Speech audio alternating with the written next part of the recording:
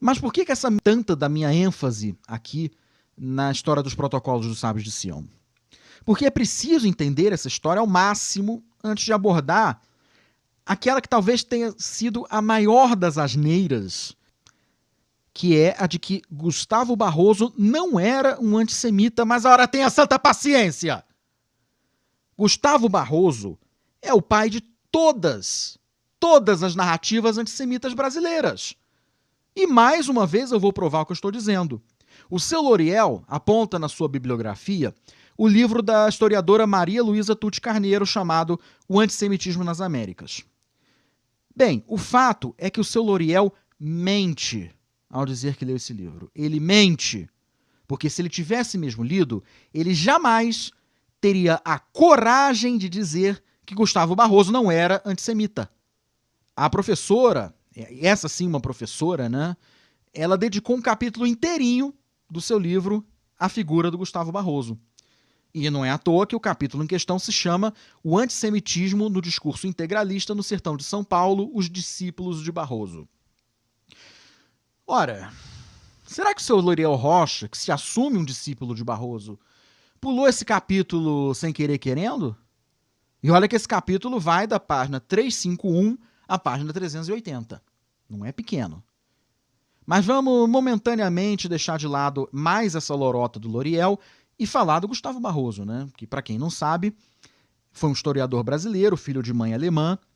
Aliás, o nome completo dele era Gustavo Adolfo Dodd Barroso, que escreveu Brasil, Colônia de Banqueiros, História Secreta do Brasil, A Sinagoga Paulista, Maçonaria Seita Judaica, Judaísmo, Maçonaria e Comunismo, que parece ser o livro de cabeceira do seu Loriel, e que foi o tradutor brasileiro de nada mais, nada menos que tchan, tchan, tchan, tchan, Os Protocolos dos Sábios de Sião. Então, pelos títulos desses livros, que eu acabei de citar, a gente já vê qual era a natureza do pensamento do Gustavo Barroso. E claro que ele foi o grande mentor do integralismo, que foi a versão botocuda do fascismo no Brasil. Então apenas isso já seria o suficiente para jogarmos no lixo qualquer referência ao Gustavo Barroso numa análise séria sobre o que é sionismo, judaísmo, maçonaria, comunismo, etc. Mas vamos aprofundar esse negócio aí. No livro da professora Tutti Carneiro, aquele que o Loriel diz que leu, mas não leu, ela cita um trecho do primeiro dos livros judeófagos do Barrosão. Eu vou ler para vocês. Abre aspas. 2 instrumentos foram largamente utilizados para alimentar o imaginário e o sentimento antissemitas no Brasil. Os livros Brasil, Colônia de Banqueiros, Protocolos dos Sábios de Sião, ambos de Gustavo Barroso, autor do primeiro e tradutor do segundo. E esses 2 livros serviram de inspiração para muitos dos que escreveram artigos com conteúdo racista no jornal Cidade de Olímpia. No livro Brasil, Colônia de Banqueiros, Barroso descreve com detalhes a história dos empréstimos contraídos pelo país de 1824 a 1934 e aproveita para denunciar o suposto envolvimento de judeus num esquema de domínio do Brasil e do mundo, a exemplo do que Hitler fez na Alemanha. Segundo o integralista, o Brasil ficou livre de Portugal em 1822, mas foi transformado em colônia da casa bancária judaica Rothschild. Brasil, colônia de banqueiros, constituiu, nos anos de 1930, uma espécie de cartilha econômica antissemita. Outro instrumento empregado pelos seguidores do antissemitismo no Brasil para legitimar o ódio aos judeus foi os Protocolos dos Sábios de Sião, um suposto plano judaico para conquistar o mundo. Fecha aspas. Então, esse é um trecho do livro da historiadora Maria Luísa Tutti Carneiro a respeito do papel do Gustavo Barroso no antissemitismo brasileiro na década de 30. Então, esse era o verdadeiro Gustavo Barroso. Mas o Lorielzinho vem me dizer que ele não era antissemita não, coitadinho, injustiçado. Pelo amor de Deus. Mas o que faz também do Gustavo Barroso o ídolo dos antissemitas brasileiros, como o Loriel Rocha, é o seu anticomunismo. E como eu disse antes, é bem curioso ver como na narrativa desses judeófobos não há nenhuma contradição em acusar os judeus de serem os pais do capitalismo e de serem, ao mesmo tempo, os mentores do comunismo. E ainda recorrendo ao livro da professora Maria Luísa, eu destaco o seguinte trecho da página 364. Marcou bem? 364. Loriel, vai lá ler. Abre aspas. Procurando ratificar a autenticidade dos supostos planos judaicos de domínio mundial, Gustavo Barroso considerava que muitas profecias haviam se realizado. Diz ele, o comunismo que decorre deles, os judeus, é o coroamento da obra judaica, que ameaçou subverter o mundo. A civilização cristã, antes de Mussolini e de Hitler, quase levou à breca. Tudo isso advertiu o mundo do perigo judaico. E o antijudaísmo abrolhou por toda parte como uma reação defensiva natural e necessária. Fecha aspas.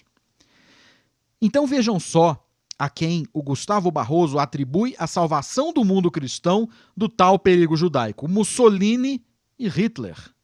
Então agora só falta o Loriel Rocha dizer que Mussolini e Hitler não eram antissemitas, né?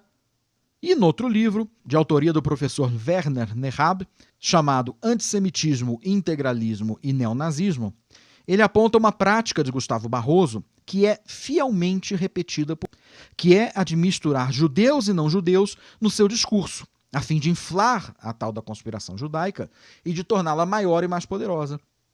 Por exemplo, no livro A Sinagoga Paulista, e aí entendam que a palavra sinagoga, na narrativa barrosiana, representa não o templo de oração dos judeus, mas a suposta cúpula de crápulas judeus dominadores do poder e da economia, ele cita os nomes de diversos empresários realmente judeus da época, tipo Klabin e Laffer, mas misturados aos sobrenomes de outros magnatas da época que não tinham nada de judeus.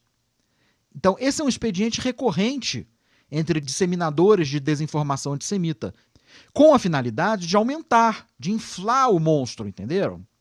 Então, o Gustavo Barroso põe lá no seu livro que a tal da Sinagoga Paulista era uma conspiração de ricaços judeus, tais como os Klabin, os Laffer, os Simonsen, os Matarazzo e os Moretson.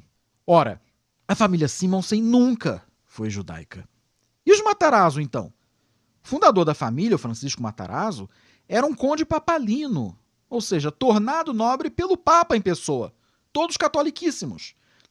Vai no Cemitério da Consolação, aqui em São Paulo, e procura lá o mausoléu mais alto que tem dentro do cemitério. É o deles, cheio de santos, cheio de cruzes. E essa família Moretson, que ele enfiou lá no meio, era uma falsa referência ao Armando de Sales de Oliveira, que era o governador de São Paulo na época, e a quem o Gustavo Barroso acusava de ser judeu. Ora, como dizer que um não-judeu é judeu? Inventando um novo sobrenome para ele. Daí o Gustavo Barroso mente e diz que o verdadeiro nome do cara é Armando Moretson de Sales. Então olhem, vejam bem, que canalha era esse sujeitinho. E o que fazem os filhotinhos de Gustavo Barroso de hoje? A mesma coisa. Vede que na sua aula listou o David Rockefeller como um dos bilionários judeus que financiam o sionismo. Ah, vai pentear macaco? Vai pentear macaco? Os Rockefeller sempre foram batistas. O David Rockefeller, que morreu outro dia mesmo com, 200 anos de idade, foi sepultado no cemitério cristão. Mas é aquela história, né? Se tem um sobrenome que soe meio agringalhado, então só pode ser judeu. Simonsen, judeu. Rockefeller, judeu. Sales de Oliveira, bom, se não sou judaico, então inventa que é Moretson e pronto. Então, isso lembra aquela velha piada dos dois caras conversando. Aí um vira para o outro e diz... todo mundo sabe que a culpa do naufrágio do Titanic é de um judeu. E o primeiro se espanta. Mas como assim? O Titanic não afundou porque bateu no iceberg? Então, iceberg, Goldenberg, Rosenberg é tudo judeu. Então percebam a repetição de um comportamento aí que é recorrente entre nazistas assumidos e nazistas enrostidos como o emulador de Gustavo Barroso na internet.